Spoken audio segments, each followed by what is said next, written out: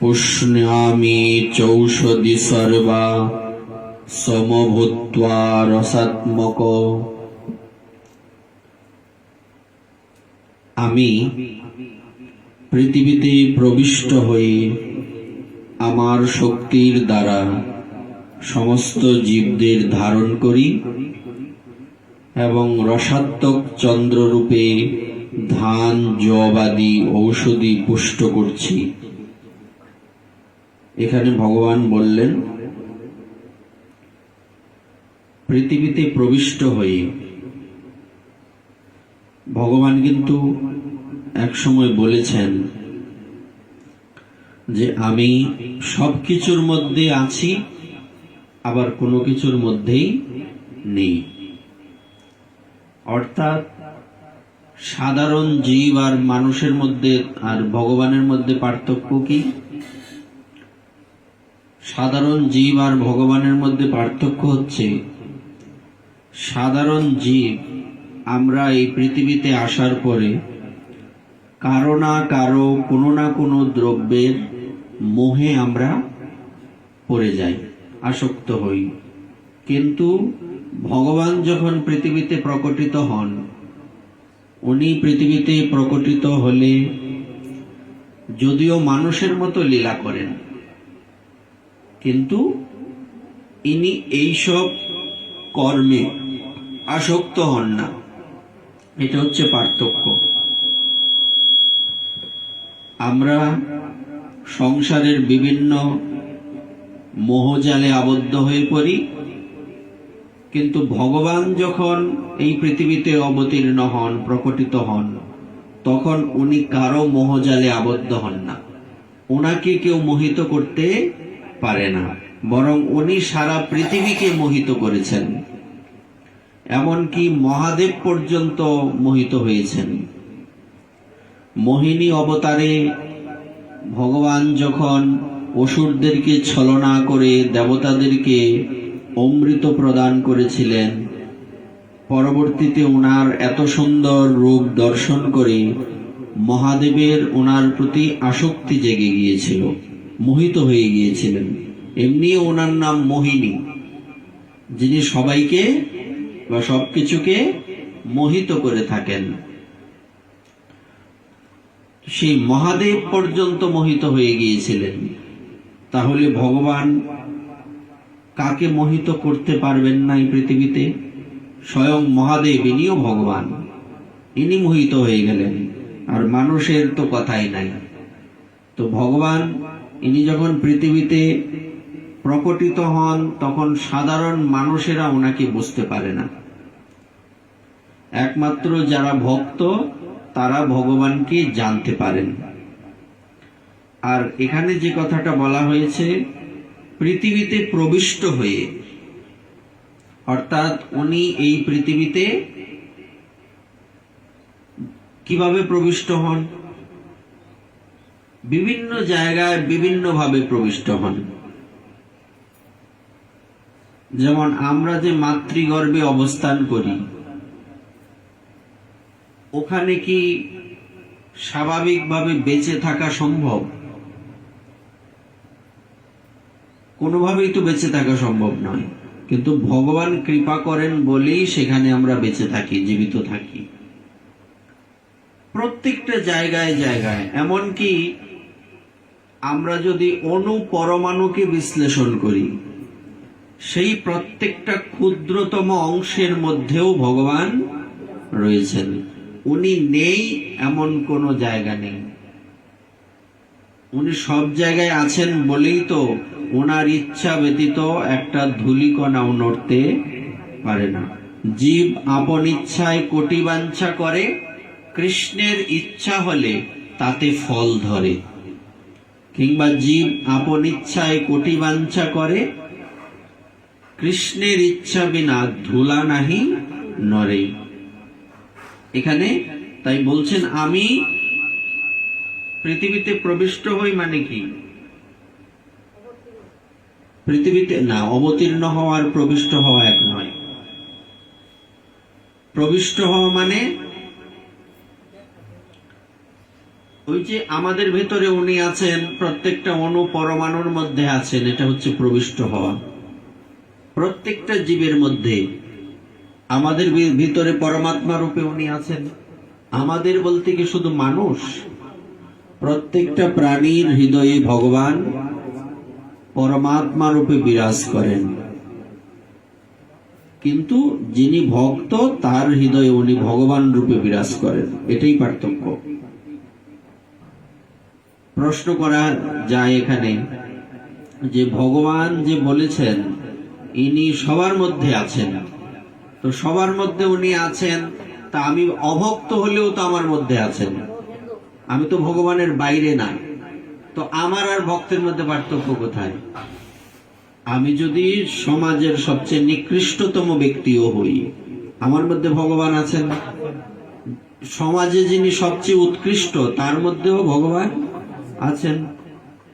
তো যদি থেকে থাকেন, তো আমি খারাপ হয়ে ক্ষতি হলো কি?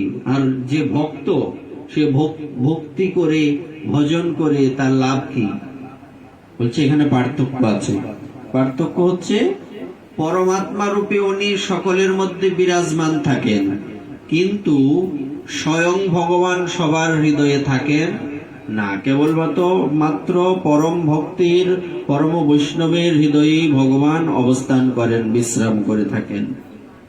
তাই এখানে ভগবান বলছেন আমি পৃথিবীতে প্রবিষ্ট হয়ে আমার শক্তির দ্বারা সমস্ত জীবদের ধারণ করি। এই যে আমরা যে চলাফেরা করছি, আমরা যে খাবার খাচ্ছি, আমাদের যে চলন শক্তি, এটাই তো ভগবান। কারণ ঈশ্বরের ইচ্ছা ভিন্ন, কদাপি আমরা একটা পাও এগোতে পারবো না। ওনার শক্তিতে আমরা পরিচালিত হচ্ছি এবং রসাত্মক চন্দ্ররূপে ধান, যব আদি ঔষধি পুষ্ট করছি। বলা হয়ে থাকে সূর্যের কিরণে বনস্পতির জন্ম হয়, আর চন্দ্রের কিরণে ঔষধির জন্ম হয়। সূর্যদেব যদি প্রকটিত না হন তাহলে কি হবে না? কোনো বৃক্ষ লতা প্রাণী, কোনো প্রাণী বাঁচতে পারবে না।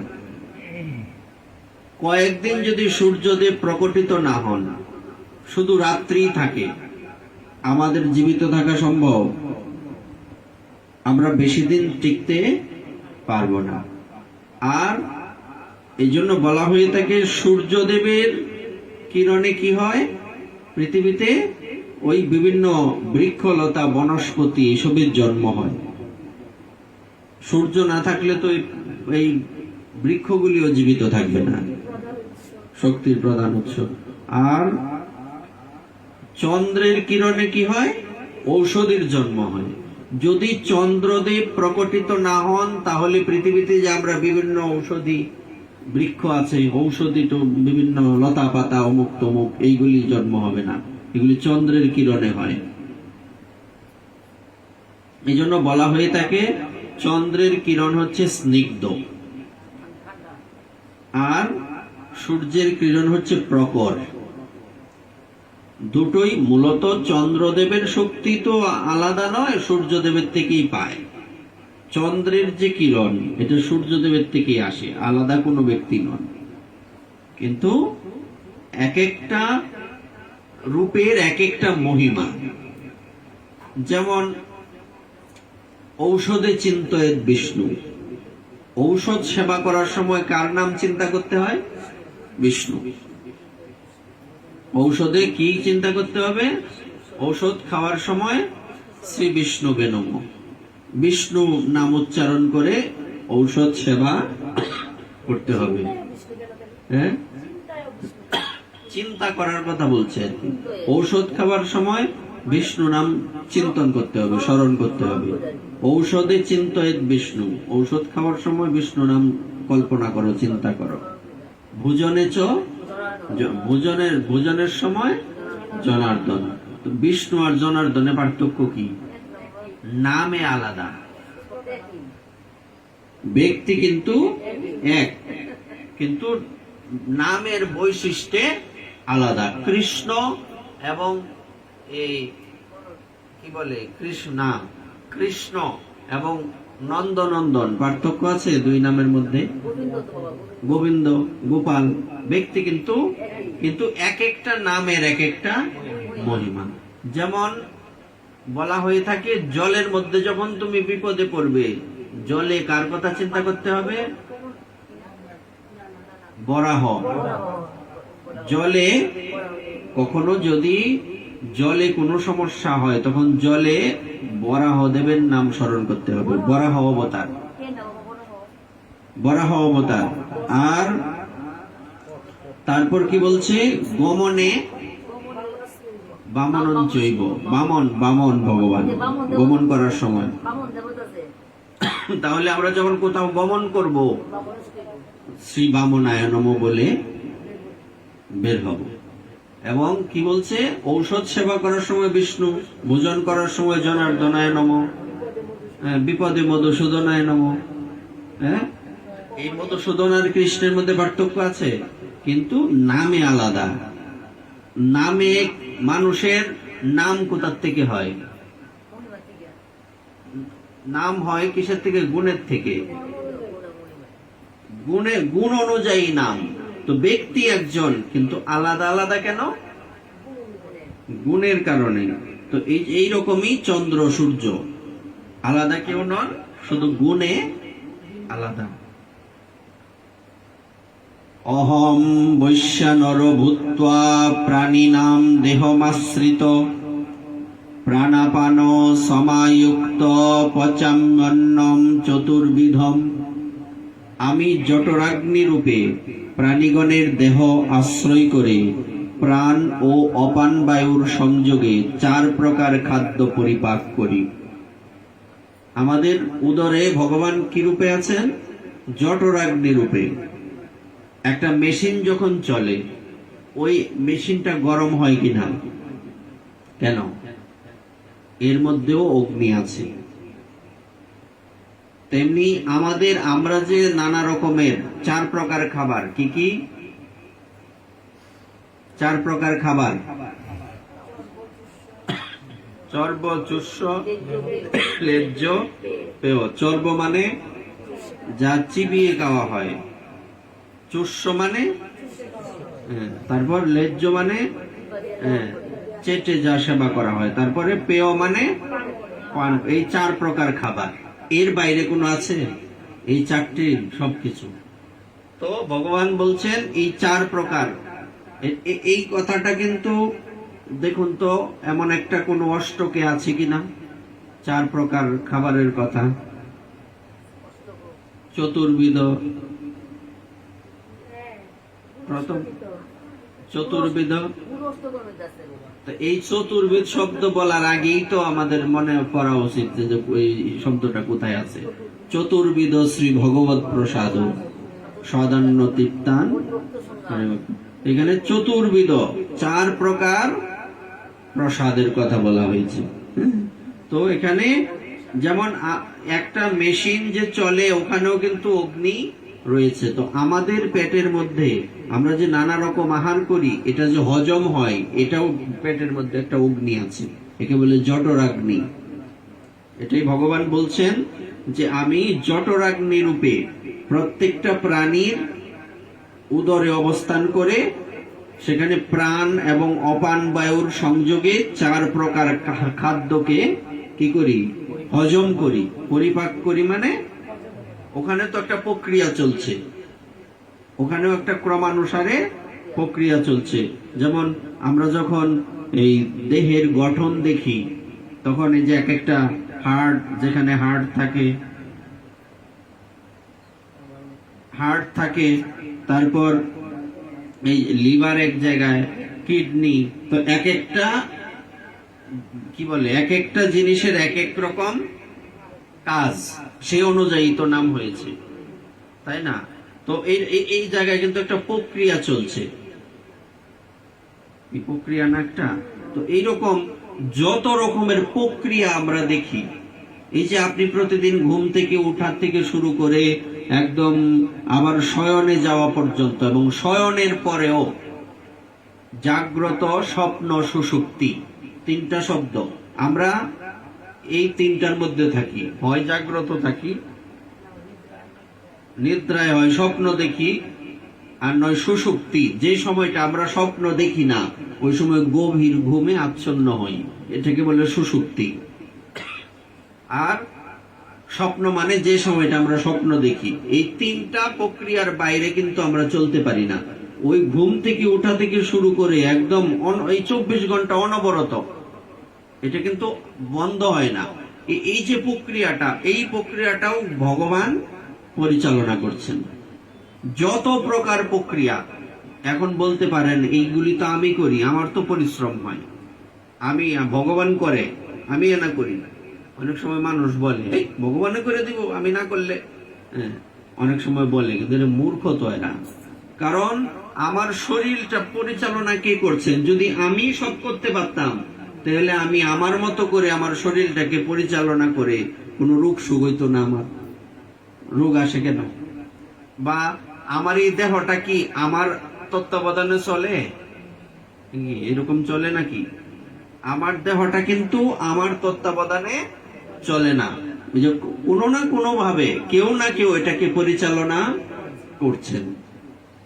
চতুর্দিকে আমরা যা কিছু দেখতে পাচ্ছি সবকিছু ভগবান নিজে পরিচালনা করছেন। কিভাবে? পরোক্ষভাবে, সরাসরি নয়। পরোক্ষ কেন বললাম? কারণ আমরা তো প্রত্যক্ষভাবে ওনার দর্শন পাচ্ছি না তখন, কিন্তু আমরা কি করতে পারি? আমরা অনুভব করতে পারি, উপলব্ধি আমরা অনুভব করতে পারি উপলব্ধির মাধ্যমে, না ভগবান আমাকে পরিচালনা করছেন। এই জন্য এখানে ভগবান বললেন শুধু খাবারের বেলায় নয়, সবকিছুই ভগবান পরিচালনা করেন। সর্বস্ব চাহম হৃদি সন্নিবিষ্ট মত্ত স্মৃতির জ্ঞানম অপহনম চ বেদশ্চ সর্বৈরহমেব বেদ্য বেদান্ত কৃদ বেদাদি দেব চাহম। আমি সমস্ত জীবের হৃদয়ে অবস্থিত এবং আমার থেকে স্মৃতি, জ্ঞান ও বিলোপ হয়। আমরা যে কিছু মনে রাখতে পারি, স্মরণ শক্তি, এটা কে, কার থেকে আসে? এটাও ভগবানের থেকে। স্মৃতি, জ্ঞান, আমাদের ভেতরে যে জ্ঞান, এটা কার থেকে আসে? ভগবানের থেকে। এবং বিলোপ, আমরা যে ভুলে যাই, আমার ভেতর থেকে যে একটা বিষয় চলে যায়। এই পৃথিবীর ইতিহাসে প্রত্যেকটা জীবই তার সীমাবদ্ধ জ্ঞানের দ্বারা সে চলছে। আমরা কিন্তু কোনো দিক থেকে পরিপূর্ণ না। আমরা কতগুলি কথা মনে রাখতে পারি বা আমরা কতগুলি বিষয় মনে রাখতে পারি, বেশি নয়। এটার একটা সীমা, সেটা সীমাবদ্ধ সবকিছুর মধ্যে আছে। তো কখনো কখনো ওই বিষয়গুলি হারিয়ে যায়, অনেক কিছু আমরা ভুলে যাই, একে বলে বিলোপ। তো কি কি এখানে বলছে? স্মৃতি, জ্ঞান ও বিলোপ। আমি সমস্ত বেদের জ্ঞাতব্য। 4 প্রকার বেদের জ্ঞাতব্য। 4 প্রকার বেদ কি? এই 4 প্রকার করে অতর্ববে আরেকটা কি?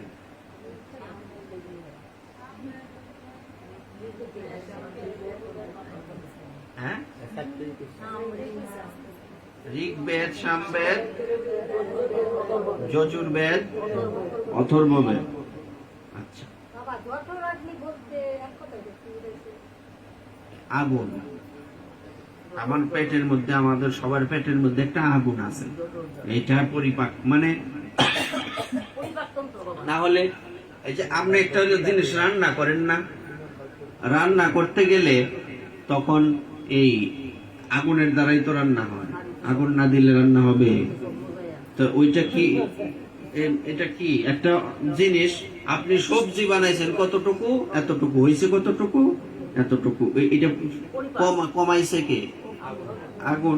তো এটা যেমন এখানে অগ্নি পরিচালনা করছেন, আমাদের পেটের মধ্যেও এখানেও ভগবান পরিচালনা করে যাচ্ছেন ওইভাবে।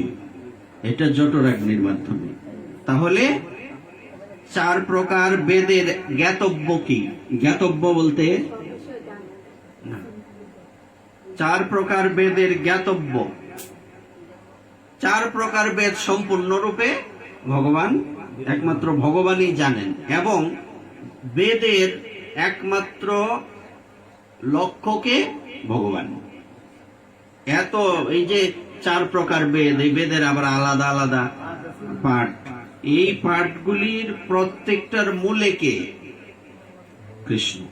প্রত্যেকটার মূলেই ভগবান শ্রীকৃষ্ণ।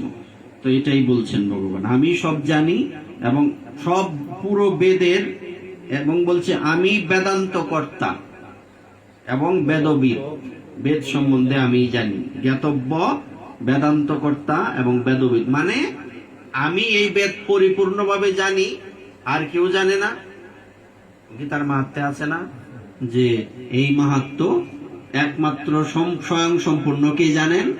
কৃষ্ণই জানেন। এই মাহাত্ম্য কিন্তু কিছু কিছু সবাই জেনে থাকেন, জনক রাজা, এরকম ব্যাসদেব, কিন্তু সবচেয়ে বেশি এবং স্বয়ং সম্পূর্ণভাবে জানেন ভগবান শ্রীকৃষ্ণ।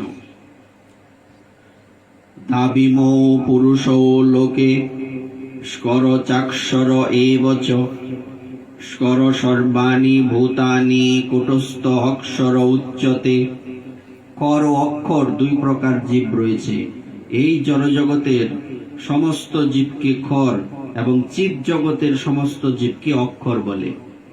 তা আবার এটার প্রশ্নের উত্তর এখানেই আছে। আমরা এই পৃথিবীতে যারা আছি, আমরা হচ্ছে কি পুরুষ? জীব। কি জীব? খর। আর যারা চিন্ময় জগতে আছেন, ভগবানের পার্ষদ, ওনারা হচ্ছেন অক্ষর। উত্তম পুরুষস্তন্ন পরমাত্মে দুদাহিত ইয়ো লোকত্রয়মাবিশ্ব বিবর্তব্যয় ঈশ্বর। এখানে একটা কথা আছে, খর এবং অক্ষর জীব, এই যারা ভগবানের লোকে বাস করেন তাদের যে দেহ, এটা কিন্তু রক্ত মাংসের দেহ নয়। ওখানে আত্মা আর দেহের মধ্যে কোনো তফাৎ নেই। যেমন আমরা খালি চোখে আত্মাকে দেখতে পাই না, আর ওখানে তো চিন্ময় জগৎ, ওখানে কিন্তু এরকম ব্যবস্থা নেই। ওখানে আত্মা যেই কথা, দেহ, ওখানে আত্মা যেই কথা, দেহ একই কথা। এই উভয় থেকে ভিন্ন উত্তম পুরুষকে বলা হয় পরমাত্মা। এই খর এবং অক্ষয় পুরুষের থেকে ভিন্ন এবং উত্তম, আলাদা এবং শ্রেষ্ঠ, ইনি হচ্ছেন কে? পরমাত্মা। আমরা পরমাত্মার কথা কিন্তু আগে বলছি, ব্রহ্ম, পরমাত্মা, ভগবান, তিন প্রকারে উনি প্রকাশিত হন, যিনি ঈশ্বর ও অব্যয় এবং ত্রিজগতের মধ্যে প্রবিষ্ট হয়ে পালন করছেন। ঈশ্বর এবং অব্যয়, যার কোনো ব্যয় নেই। অর্থাৎ যদি যেমন আমরা বলি যে অমুক ভগবানের অংশ, তো ভগবানের অংশ বলতে কি যেই অংশ থেকে তার সৃষ্টি, ভগবানের ওই অংশটা কি ওখান থেকে সরাই দেওয়া হয়েছে, না ওখানে ওই আগের মতোই আছে? বোঝা গেছে না প্রশ্নটা? যে ভগবানের, ধরেন ভগবানের এই চোখ থেকে একজনের সৃষ্টি, তো চোখ থেকে সৃষ্টি মানে চোখটা কি ভগবানের শরীরে আছে, না ওই যে আলাদা চলে গেছে? তো বলছে যে চোখ থেকে সৃষ্টি। এখন বলছি অমুকের অংশ, যেমন ব্রহ্মাজির মন থেকে একজনের জন্ম, আছে না? নাক থেকে একজনের জন্ম, তখন কি নাকটা শুকে জন্ম মানে নাক চলে গেছে, চোখ চলে গেছে? তো কেন হয় না? তো ভগবানের থেকে সব সৃষ্টি। যেমন বিষয়টা যদি সহজে বোঝায়, একটা প্রদীপ থেকে অনেকগুলি প্রদীপ জ্বালানো হয়। এই প্রত্যেকটা প্রদীপের মধ্যে কোনো পার্থক্য, একটা পার্থক্য আছে। এটা কি? একটু বুদ্ধি করে বলেন। বলছে আমি 10টা প্রদীপ নিলাম, একটা প্রদীপ আগে থেকে জ্বালানো, ওইটার থেকে আমি সবগুলি প্রদীপ জ্বালাইলাম, তো এইগুলির মধ্যে পার্থক্য কি? মূল। তো মূলের থেকে প্রদীপ, বাকি প্রদীপ গুলি এসছে। তার মানে যে প্রদীপ থেকে জ্বালানো হয়েছে এর দ্বারা যদি কোটি কোটি প্রদীপ প্রজ্বলিত করা হয়, ওই প্রদীপের আগুন কমবে কি? তো ভগবানের বেলায় হচ্ছে বিষয়টা এরকম। একে বলে অব্যয়।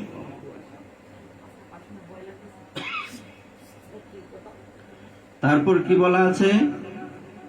যেহেতু আমি ক্ষরের অতীত এবং অক্ষর থেকে না, মানে তো জানি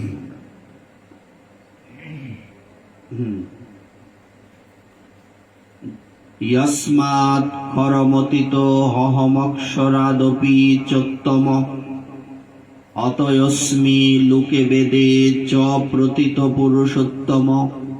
যেহেতু আমি ক্ষরের অতীত এবং অক্ষর থেকেও উত্তম। ক্ষরের অতীত তো বটেই, আমরা ক্ষর, আর অক্ষর মানে ভগবানের লোকে যারা বাস করেন তারা অক্ষর, তো তাদের থেকেও উত্তম। ভগবান তো সবার থেকে উত্তম, এই পৃথিবীর জীবেদের থেকে উত্তম, আবার চিন্ময় জগতের জীবেদের থেকেও উত্তম। তাহলে মধ্যম কে? তিনজন, উত্তম, মধ্যম, কনিষ্ঠ। তো মধ্যম কে?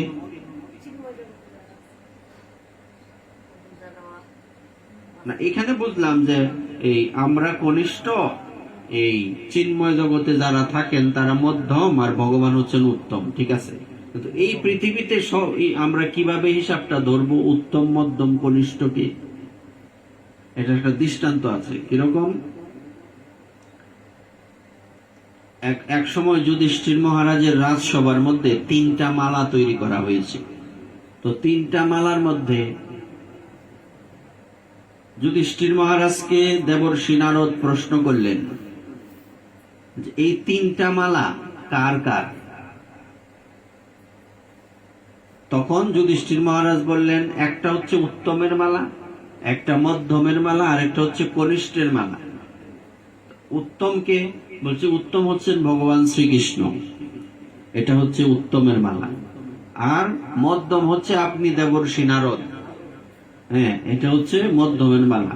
আর কনিষ্ঠ হচ্ছে আমি, যেহেতু আমি এই পৃথিবীতে ভগবান আমাকে রাজা বানিয়েছেন, তো আমার একটা মালা হয়তো দরকার, এটা নিয়ম রক্ষা, তো আমি কনিষ্ঠ, হইল কনিষ্ঠের মালা। হ্যাঁ, তখন এই কথা শুনে দেবর্ষি নারদ বললেন যে এতদিনে বুঝতে পারছি যে ভগবান সব ফালায় রেখে তোমার কাছেই কেন বয়ে থাকে। দেবর্ষি নারদ মানে সবকিছু ফেলে রেখে কেন তোমার কাছেই থাকেন উনি, কারণ তোমার ভক্তিতে ভগবান বাধা পড়ে গেছেন।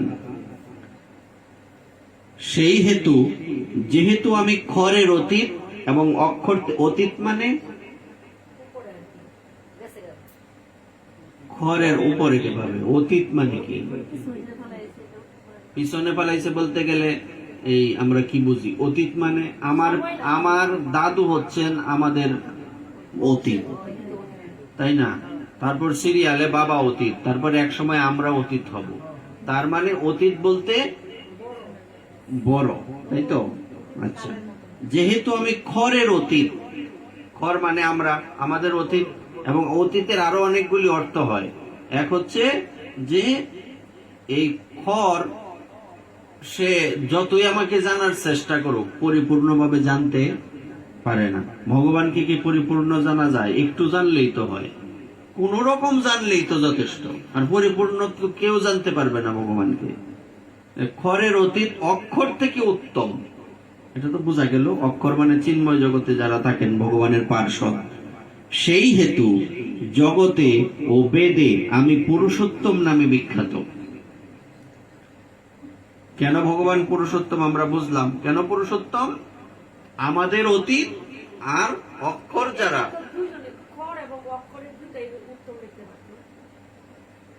না উত্তম, উত্তম কেন লেখেনি? কারণ আমাদের থেকে উত্তম হওয়া মানে, উত্তম শব্দটা বারবার যদি উচ্চারণ করা হয় তাহলে এই লাইনটার কি হবে? সৌন্দর্য নষ্ট হয়ে যাবে। একটা শব্দ কিন্তু বারবার উচ্চারণ করা যায় না। একটা লাইনে দাড়ি রাখ পর্যন্ত আপনি যদি একই শব্দ 2-3 বার উচ্চারণ করেন তো এটা একটা এক প্রকার দোষ হয়ে গেল, লাইনটা ঠিক হইল না।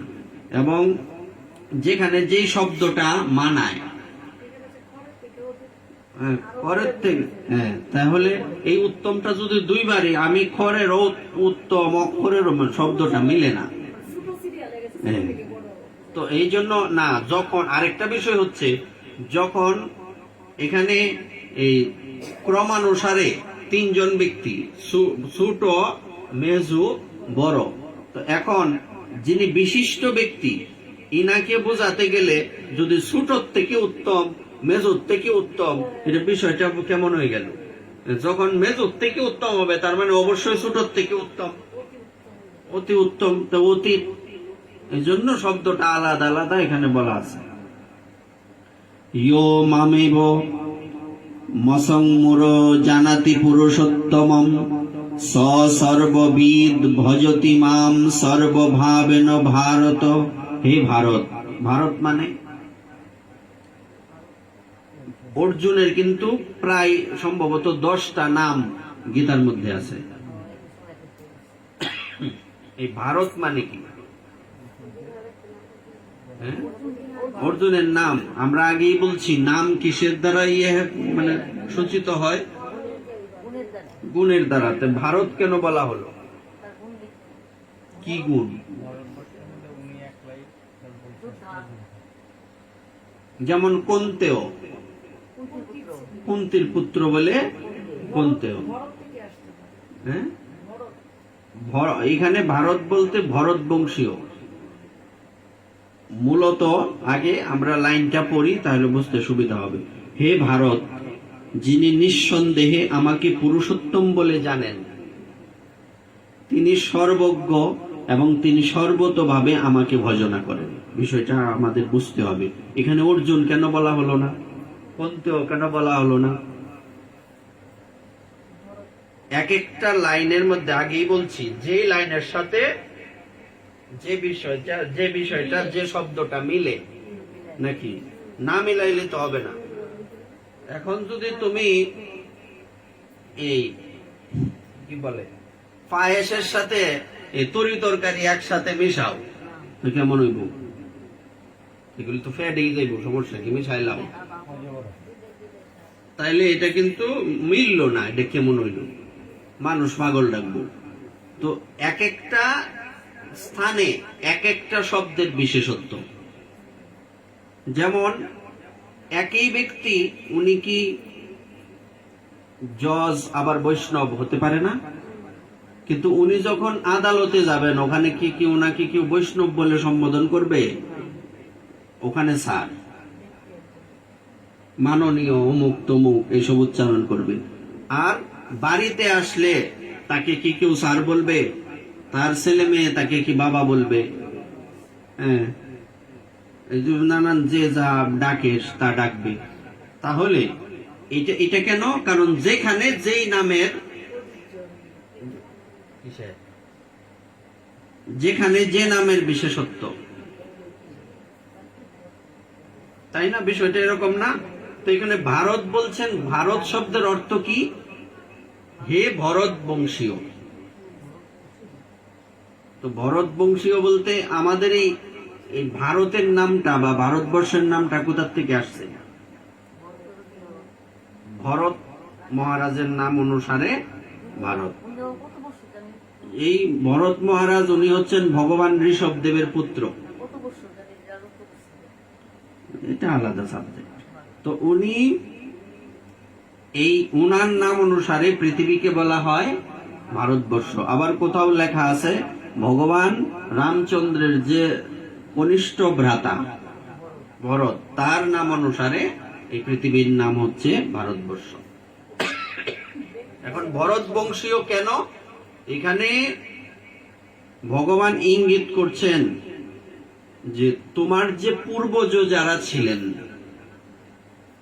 তোমাদের পূর্বপুরুষ যারা ছিলেন, তারা সকলেই আমাকেই পুরুষোত্তম বলে জেনেছেন, এবং তুমিও এটা জানো যে আমি একমাত্র পুরুষোত্তম। শব্দটা দেখেন, এক একটা নাম এক একটা লাইনের সাথে কোন জায়গায় গেছে, এবং বলছে নিঃসন্দেহে। কেন? কারণ তুমি যদি তোমার পূর্বপুরুষদের ইতিহাসকে পর্যালোচনা করো, তাহলে তুমি কি বুঝতে পারবে? তারা নিঃসন্দেহে আমাকে ভগবান রূপে স্বীকার করেছেন।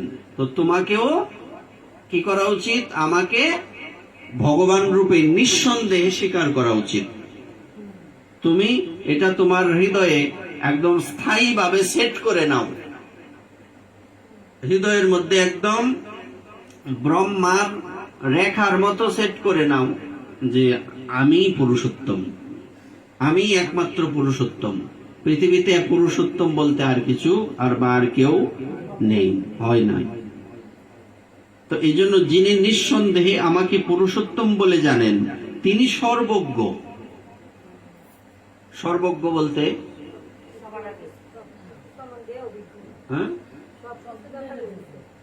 সবকিছু যিনি জানেন তাকে বলছে। এখন এই পৃথিবীর মানুষ কি সবকিছু জানে? তো এখানে ভগবান কেন বললেন যে সর্বজ্ঞ? এখানে তো একটা প্রশ্ন আসার কথা। সর্বজ্ঞ মানে যিনি সব জানেন।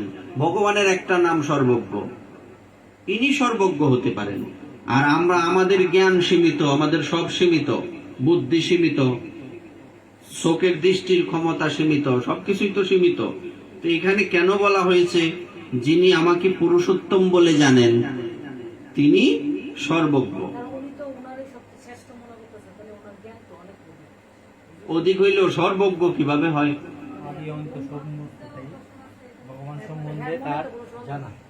মানে মেইন বিষয়টা হচ্ছে, আমি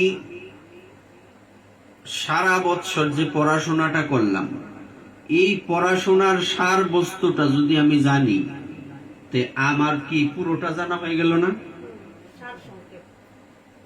বিষয়টা বোঝা গেছে কিনা?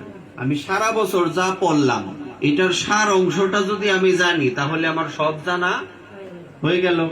তেমনি পৃথিবীতে এমন আর কালাচূড়া থাকুক, সারা পৃথিবীর মধ্যে এমন অনেক কিছু আছে যা কেউ জানে না, আছে না এরকম? তো থাকলে কি হবে? কারণ সমস্ত কিছুর সার কে? ভগবান। তো ভগবানকে জানলে তো সে সর্বজ্ঞ হইল, আর কি বাকি রইল তার? এই জন্য আমাকে পেলে আর জগতে কিছু পাওয়ার বাকি। অর্থটা মিলছে? কেন সর্বজ্ঞ? এই প্রশ্নগুলি তো আমাদের পড়লে আসার কথা। ভগবানে না সর্বজ্ঞ? মুনি কেন বললেন যে যিনি আমাকে পুরুষোত্তম বলে জানেন তিনি সর্বজ্ঞ? এই অ্যাঙ্গেল থেকে বলা হয়েছে, কারণ যে ভগবানকে জানলো তার আর কোনো কিছু জানার বাকি নাই, কারণ উনি তো সার বস্তুটাকে জেনে গেছেন। কারণ ভগবান ছাড়া তো আর সার কেউ নাই, কিছু নাই। এই জন্য তো ভাগবতের যে 4টি শ্লোক, চতুর্শ্লোকী ভাগবত, এখানে কিন্তু বলা হয়েছে যে আমি ছাড়া পৃথিবীতে কিছু নাই।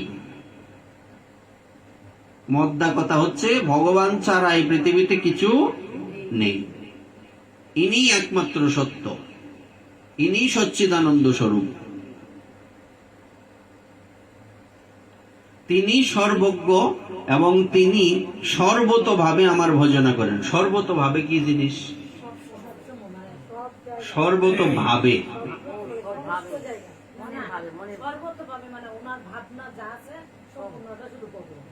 আমার যা কিছু তোমা সব লইয়া। বিষয়টা হচ্ছে আমার যা কিছু আছে সব তোমাকে নিয়ে, অর্থাৎ তুমি কেন্দ্রিক। আমি খাই কেন? যদি না খাই শরীর ভালো থাকবে না, তোমার সেবা করতে পারবো না। আমি যা কর্ম করি সব কর্মের মূলে কে? ভগবান। তো এটা হচ্ছে সর্বতভাবে। এই শব্দটা কিন্তু এত সহজ না। আমরা কিন্তু ভগবানের জন্য এই পৃথিবীতে কেউ বাঁচি না। এই পৃথিবীতে যদি আমরা ভগবানের জন্য বাঁচি, তাহলে বুঝতে হবে যে দিন থেকে আমার মনে এটা আসবে এবং আমার এটা প্র্যাকটিক্যালি আমার জীবনে এটা প্রয়োগ হবে যে আমি আমার যা কিছু আছে সব কার জন্য? তোমার জন্য, ভগবানের জন্য, তখন হচ্ছে আমি ভক্ত। ভক্তের যে সংজ্ঞা সহজে মনে থাকবে কিভাবে? ভক্ত কিভাবে চিনব? যিনি সর্বতভাবে ভগবানের চরণে শরণাগত, অর্থাৎ ওনার যা কিছু আছে সব তার, ইনি হচ্ছেন ভক্ত। এজন্য তো ভগবান বললেন যে কি আমার ভক্ত হও, আমার পূজা করো। মনমনা ভব মত ভক্ত মজ্জাজি মাম নমস্কুরু মামে বৈশ্যসী যুক্তইব মতমানম মতপরায়ণ। এই শ্লোকটার সাথে এটা মিলবে। যে এখানে যে বলা হয়েছে যে সর্বতভাবে আমার ভজনা করো, দুটা না নিয়া ভজনা না, একমাত্র আমি প্রভু, প্রভু তো দ্বিতীয় কেউ হতে পারে না, ভগবান ছাড়া এই পৃথিবীতে দ্বিতীয় কেউ প্রভু হতে পারেন না। তো এই বিষয়টাই আমাদের আগে বুঝতে হবে। যদি এই বিষয়টা আমরা বুঝতে পারি, তাহলে ভগবান ছাড়া আমাদের আর কোনো কিছুর প্রতি আসক্তি বা মোহ জন্মাবে না। এটাই হচ্ছে ভক্তের বিশেষ বৈশিষ্ট্য। এবং সহজে জানতে পারি কিভাবে, সংজ্ঞা কি, যিনি সর্বতভাবে ভগবানের চরণে শরণাগত তিনি হচ্ছেন ভক্ত। সর্বধর্মান পরিত্যাজ্য, এই যে সর্বধর্মান, যা কিছু আছে সব ত্যাগ করে মামেকম শরণম ব্রজ, তুমি একমাত্র একম আমার চরণে শরণাগত হও। এখানে কিন্তু দ্বিতীয় কোনো ব্যক্তির কোনো আভাস পাওয়া যাচ্ছে নাই, ব্যক্তি একজন। সব ছেড়ে দিয়ে তুমি আমার হও, সব ছেড়ে দিয়ে আমার হও, সে হচ্ছে ভক্ত। তাহলে আমরা কিন্তু কোনোভাবেই বলতে পারি না যে আমরা ভক্ত। লোকে কি বলবো বলুক, তাতে কিছু আসে যায় না, কিন্তু আমি তো জানি আমি ভক্ত না, কারণ আমার এখনো অনেক জায়গায় ঝামেলা। আমি সর্বতভাবে ভগবানের শরণাগত হতে পারিনি। তা আমার টার্গেট কি? প্রত্যেকটা স্টুডেন্টের টার্গেট থাকে 1 বছরের মধ্যে আমার পুরো বইটাকে শেষ করতে হবে, নাকি? তেমনি আমাদের টার্গেট থাকবে যত তাড়াতাড়ি সম্ভব। কারণ আমি একটা স্টুডেন্ট 1 বছরের সময় পায় বার্ষিক পরীক্ষার আগে, আমি তো 1 সেকেন্ড সময় নাও পাইতে পারি। এখানে কিন্তু ভেজাল আছে, ঠিক আছে কথাটা? আমি কিন্তু 1 বছর, একটা স্টুডেন্ট 1 বছর আগে তার বার্ষিক পরীক্ষা আসবে না, এটা 100% সত্যি। কিন্তু আমি যে একটা সময় পাবো যে এত বছর আমার সময়, এটা কিন্তু আমার নির্দিষ্ট নেই। এই জন্য তো কালকে আমরা বলছিলাম যে আমার এখন থেকেই শুরু করতে হবে। আমাকে এখানে অবহেলা করলেই এমনও হতে পারে যে আমি আজকের পরে কালকে মারা যাব, আমার আর কিছু করা হইল না, তখন আফসোস করারও সময় থাকবে না। তো এই যে শব্দটা এখানে আসছে যে আমাদের কিন্তু নির্দিষ্ট সময় নেই, তো আমাদের টার্গেট কি থাকবে? যত তাড়াতাড়ি সম্ভব আমাদের যা কিছু আছে সবকিছু তার চরণে সমর্পণ করে দেওয়া। যা কিছু আছে কোনো কিছু যাতে আমরা এমন না করি বা এমন না আমরা বলি যে এই বা এইরকম পরিস্থিতি না হয় যে কিছু না কোনো না কোনো দিক দিয়ে কোনো খুঁত রয়ে গেছে। খুঁত যাতে না থাকে, খুঁত থাকা যাবে না। এজন্য আমাদের টার্গেটটা ঠিকঠাক মতো আমাদের হৃদয়ে ধারণ করতে হবে, সর্বতভাবে শরণাগত।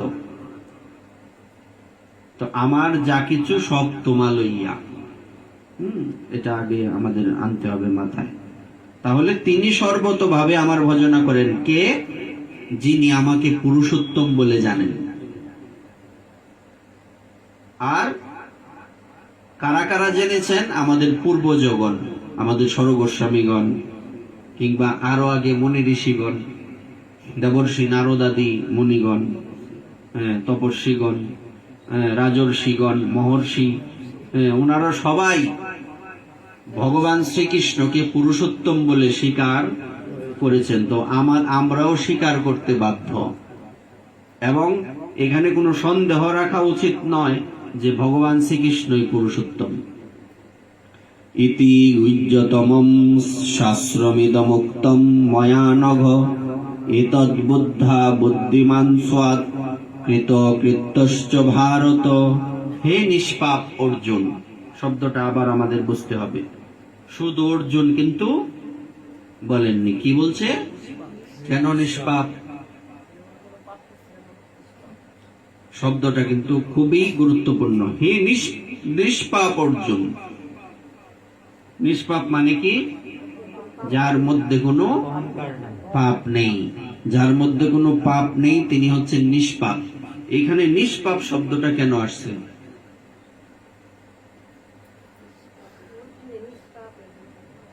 আগে তো কইছে না, এখানেই বলা কেন?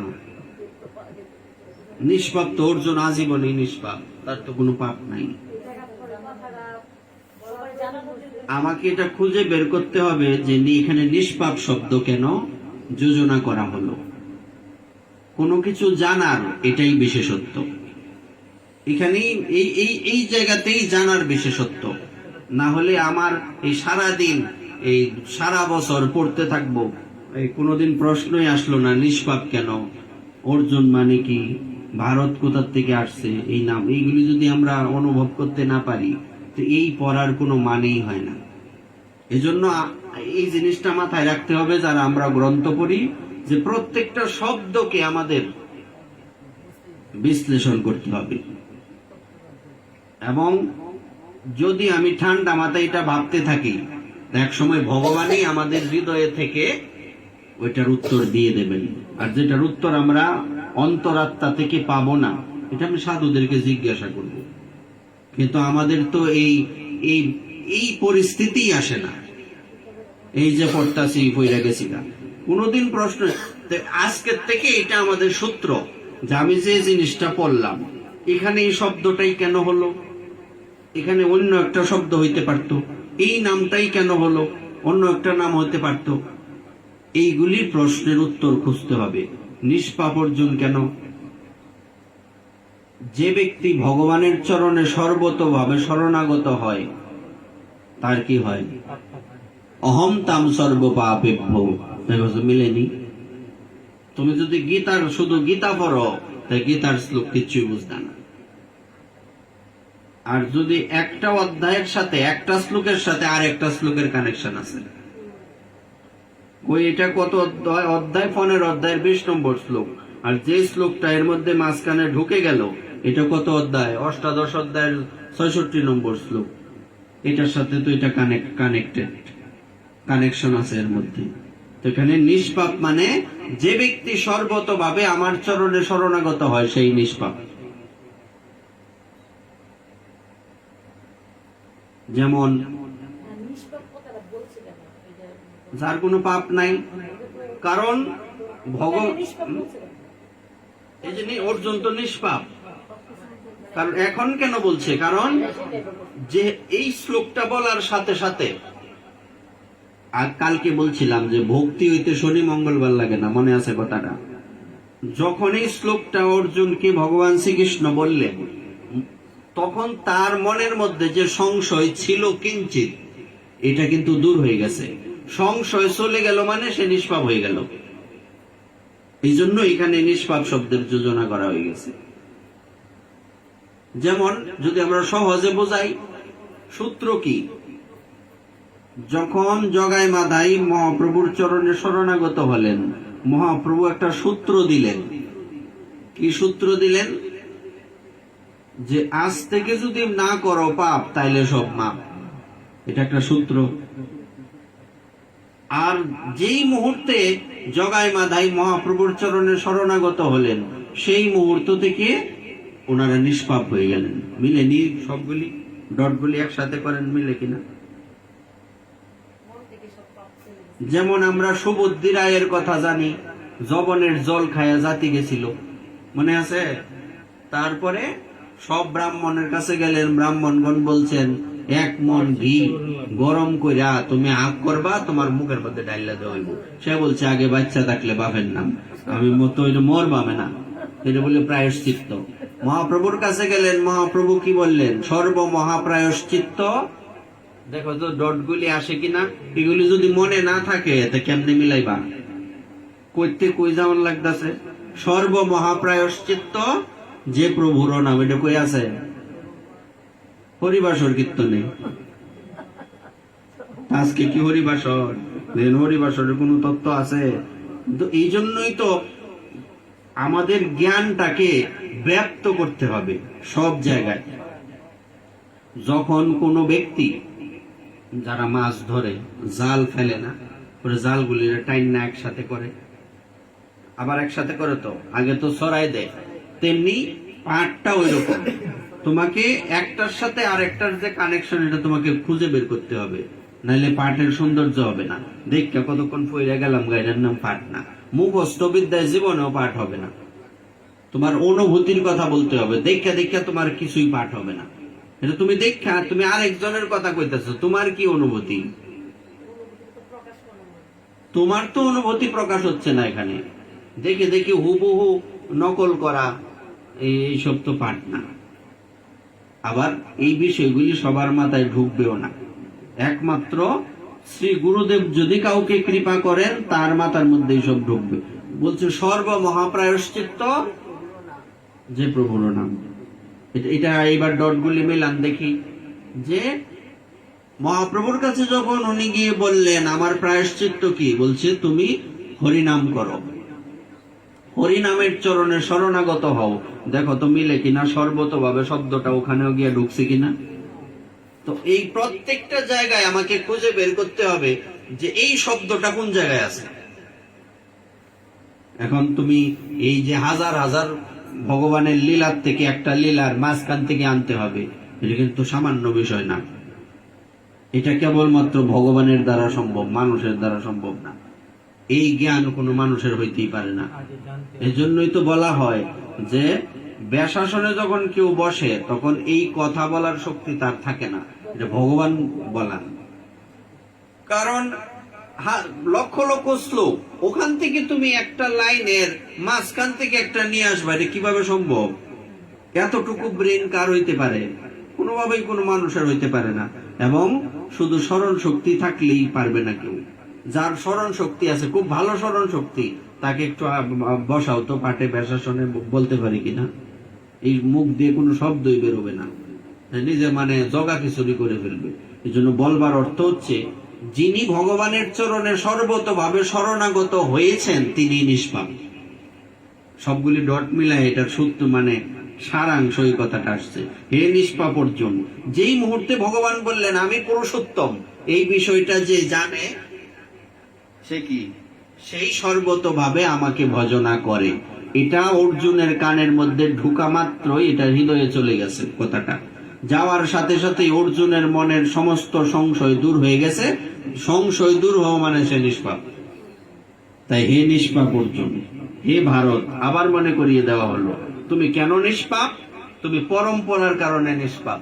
ভারত মানে বংশ পরম্পরা, দেখুন মিলে কিনা, মিলছে তো? কেন আবার এখানে ভারত কেন? কারণ পরম্পরা ক্রমে তোমার যে বংশে যারা এসছেন ইনারা আমার চরণেই শরণাগত হয়েছেন, তোমাকেও হতে হবে। হে ভারত মানে এবার পরম্পরার কথা আসছে। আগে বলছিল যে বংশ পরম্পরা, এখন আসছে গুরু পরম্পরা। এখান থেকে আমার খুঁজে বের করতে হবে এই একই শব্দ হে ভারত, কিন্তু দুই জায়গায় আলাদা আলাদা। বিষয়টা সুন্দর না? তো এই জন্য কখনো কখনো একই শব্দ বিভিন্ন অর্থে প্রয়োগ, দেখছো না? আছে কিনা এরকম? একই শব্দ কিন্তু এক এক জায়গায় এক একটা অর্থ বহন করে। আগে তো আমরা বলছি এক একটা নামের এক একটা অর্থ হয় গুণের কারণে। এখন বলছি একই শব্দ একই নাম কিন্তু এক এক জায়গায় এক এক রূপে ব্যবহৃত হয়। এই বিষয়গুলি কিন্তু অত্যন্ত জটিল এবং সূক্ষ্মতর। এইগুলি আমাদের অনুভব করতে হবে গুরু কৃপাকে শিরে ধারণ করে। হে ভারত, এভাবেই সবচেয়ে গোপনীয় শাস্ত্র আমি তোমার কাছে প্রকাশ করলাম। এবার আসছে আসল কথায়।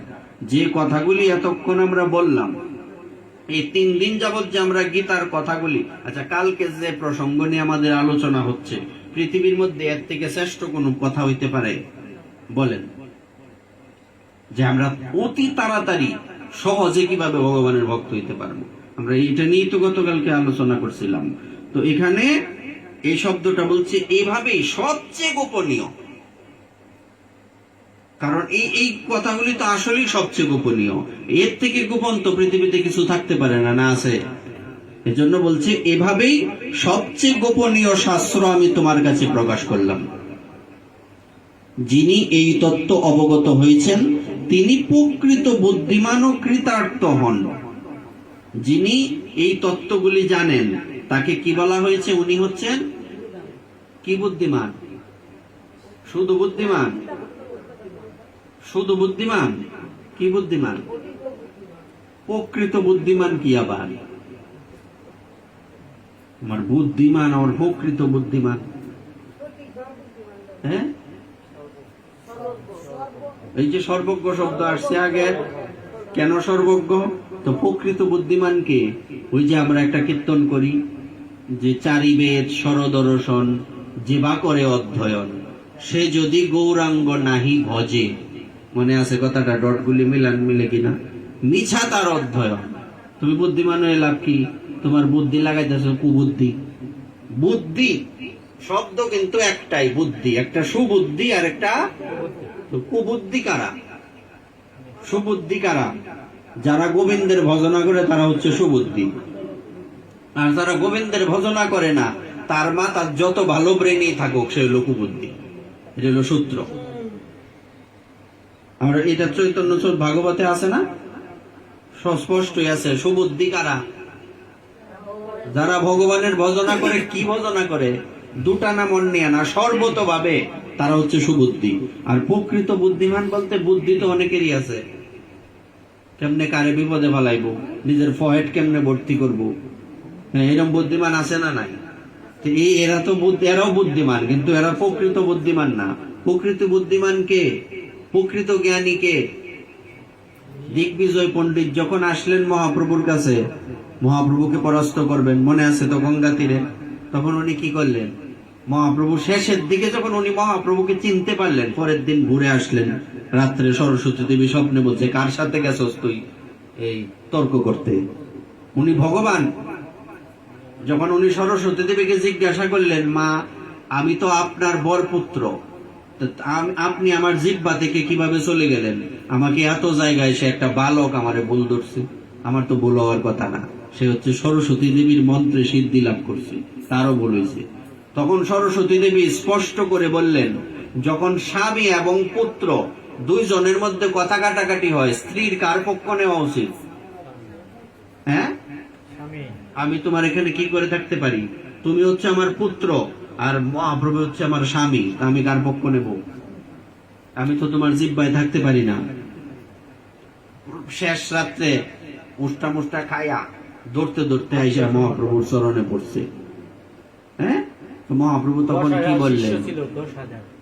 না, এটা তো প্রকাশানন্দ সরস্বতী, দিগ্বিজয় পণ্ডিত, সব দিক বিজয় করে চলে আসছে। তখন মহাপ্রভু নাকি কি বলছেন? এতেকে ছাড়িয়া বিপ্র সকল জঞ্জাল। কি কয়? এত কষ্ট করে উনি গুরুকুলে পড়াশোনা করে পণ্ডিত হইছে, এগুলির জঞ্জাল বানাই দিছে মহাপ্রভু। কথাটা কি মহাপ্রভুর অপরাধ হইছে না? মাসকের সে গুরুকুলে পড়ছে, গ্রন্থই তো পড়ছে, থেকে জঞ্জাল কইল কেরে?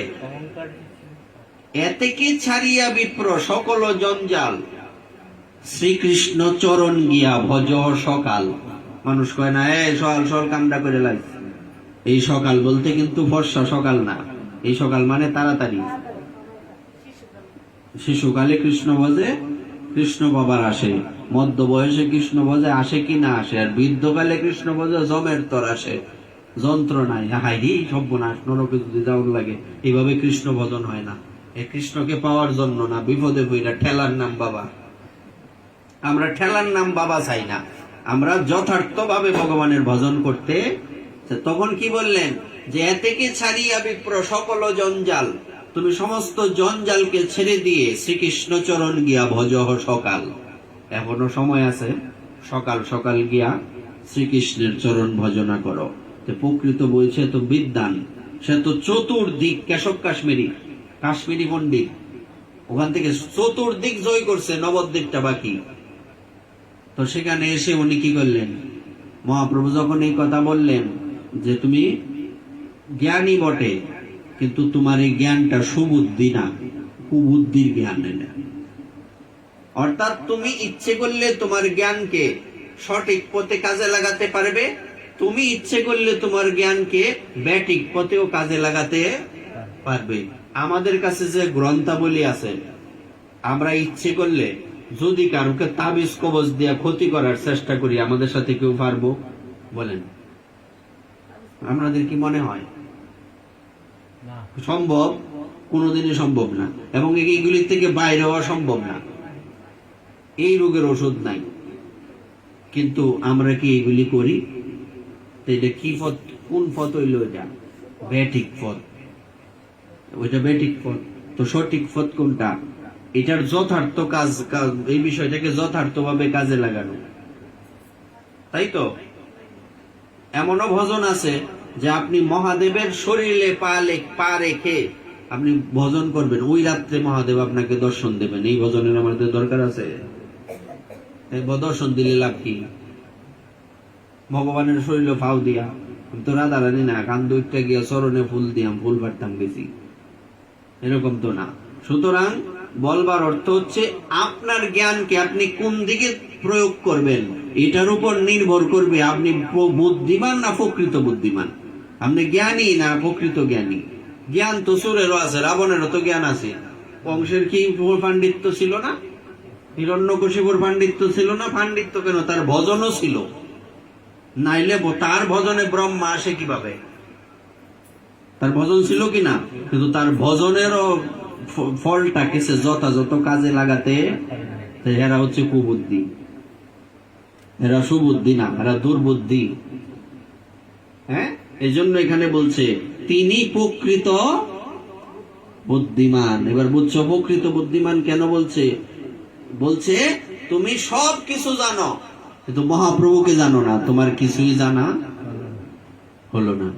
চারিবেদ সরদর্শন যেবা করে অধ্যয়ন, সে যদি গৌরাঙ্গ নাহি ভজে, মিছে তার অধ্যয়ন লোচন বিহীন জন, অন্ধের দর্পণে কি বা কাজে।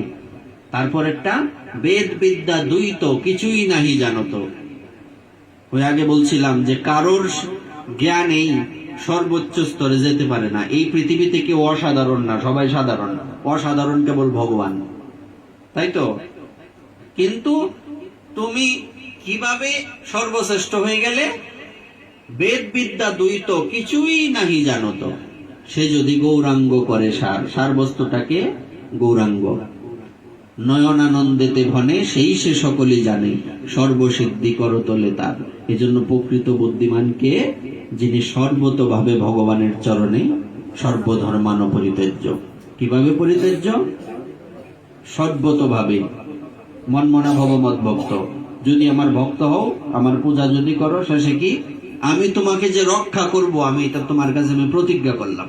ভগবান বলছেন সত্যম তে প্রতি জানে প্রিয় হসিমে। এই একই শ্লোক একটু ভিন্ন, আপনি খুঁজে দেখবেন, আজকে গিয়ে দেখবেন যে ভগবত গীতার নবম অধ্যায়ের শেষ শ্লোকটা 34 নম্বর, আর একটা হচ্ছে ভগবত গীতার অষ্টাদশ অধ্যায় 18 নম্বর অধ্যায়ের সম্ভবত 61 শ্লোক হইতে পারে, এর আশেপাশে, আমার খেয়াল নাই। 61 আমার খেয়াল নাই, তবে অষ্টাদশ অধ্যায়ের শ্লোক, একই শ্লোক একটু ভিন্ন। আগে বলছে তুমি আমার ভক্ত হও, আমার পূজা করো, হ্যাঁ, আমাকে নমস্কার করো, হ্যাঁ, আমার আমাতে মন নিবিষ্ট করো। তারপরে মন মনা ভব মত ভক্ত মজ্জাজিমাম নমস্কুরু মামে বৈশ্যসী যুক্তইব মাত্মানম মত পরায়ণ। আমাপরায়ণ হও, হ্যাঁ, আমাপরায়ণ হও, তাহলে কি হবে? আমাকে পাবে। এইবার এটা, এই শ্লোকটাই শুধু একটু ভিন্ন, একটু ভিন্ন। কিরকম? ওই শ্লোকটা হচ্ছে কি? মনমনা ভব মদ ভক্ত মজ্জাজিমাম নমস্কুরু মামে বৈশ্যসী সত্যম। মামে বৈশ্যসী সত্যম প্রীতি জানে প্রিয় হসিমে। হ্যাঁ, অবশ্যই আমি তোমাকে রক্ষা করব, তুমি আমার প্রিয় হবে, প্রিয় হসিমে। হ্যাঁ, এবং আমি তোমার কাছে এটা সত্যম একটা শব্দ আছে, সত্য প্রতিজ্ঞা করছি। আগের বার কইছিলাম, কিন্তু এটা যদি মনে হয় না কথাটা শক্ত না, বিশ্বাস হয় না, এটার বিশ্বাসটা বর্ধিত করার জন্য আমি তোমার কাছে সত্য প্রতিজ্ঞা করলাম। মানুষ কয় না 3 সত্যি, সত্যি সত্যি, এরকম কয় না মানুষ? ভগবান তখন কি বললেন? যে আমি সত্য প্রতিজ্ঞা করলাম, আমি তোমাকে অবশ্যই রক্ষা করব। তাহলে সে হচ্ছে প্রকৃত বুদ্ধিমান।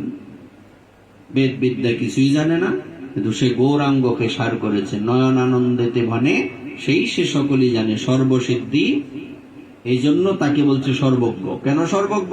সে তো মহাপ্রভুকে জেনে গেছে, তো তার সব জানা হয়ে গেছে, আর বাকি রইল কি? যখন বলা হলো যে তুমি আমার কাছে চাওয়ার জন্য আসছো, এখন তুমি কিছু নিতে চাও না, কারণ কি?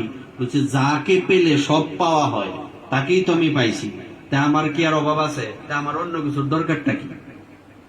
এই জন্যই সে সর্বজ্ঞ। জয় জয় শ্রী রাধে নিতাই।